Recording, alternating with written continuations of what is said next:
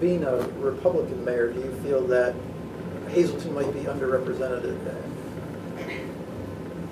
as opposed to Scranton and Wilkes-Barre with Democratic mayors? I mean, is that a consideration at all? I've had to row the boat myself for some time. I'm a Republican in a Democrat district, so there wasn't much help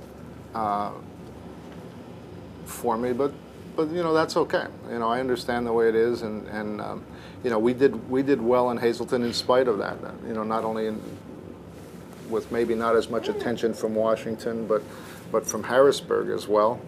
But I think Hazleton, I think we did well, and I've relied on most of the projects. If you look at what we did in Hazleton, most of the projects have been public-private partnerships. A good example, and I've been able to attract a lot of private investment in Hazleton, something I'm very proud of.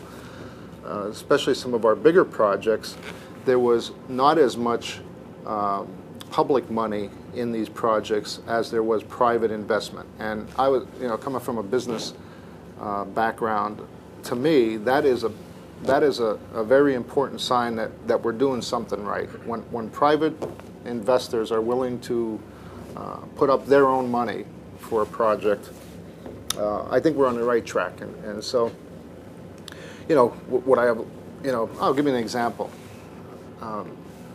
Beautiful project, our intermodal project. Worked very hard. We had zero funding for that when we started, and we received. We put together a decent amount to get the project underway. However, there was 4 parking decks planned on top of the intermodal. I had 2 developers who were willing to invest $20–25 million in major projects in downtown had we been able to put the parking decks on the intermodal. That didn't happen.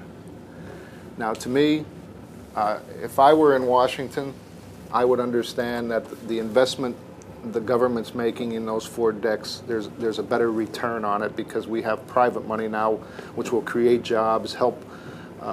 It will help our downtown, but that didn't happen. So, I still think we did well in Hazleton.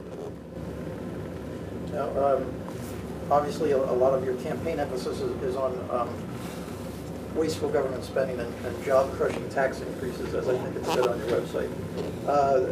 Some of the Democrats who visited with us recently have talked about the importance of the bank bailouts and of TARP, and that there could have been total economic collapse if there wasn't some sort of intervention.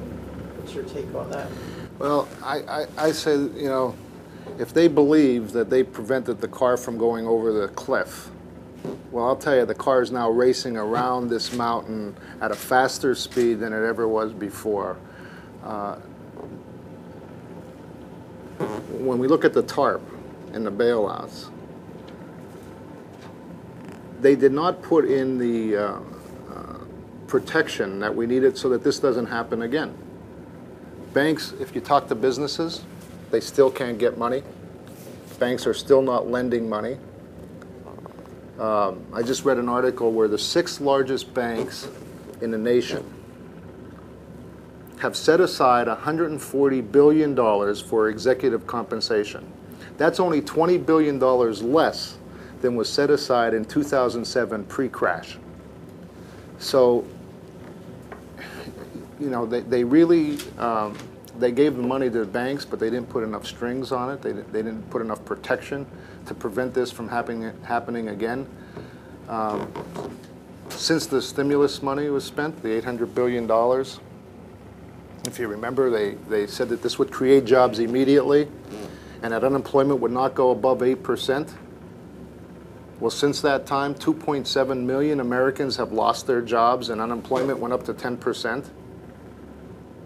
So, I disagree. I would disagree with those that believe that this was successful. As a matter of fact, Congressman Kanjorski just was quoted, I believe he was on CNBC, as saying that he agrees with President Obama that we have turned the corner.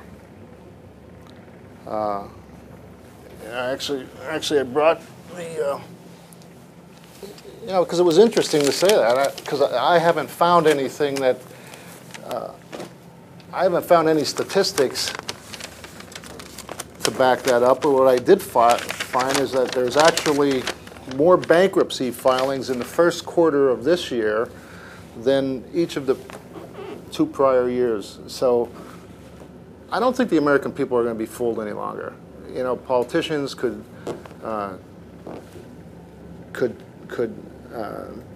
talk the talk, but I believe Americans are a little smarter right now.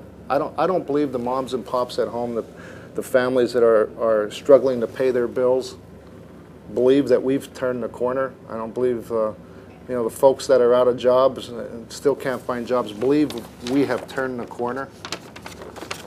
And I think that's where we might have lost touch, where some of our elected officials have lost touch with what's happening.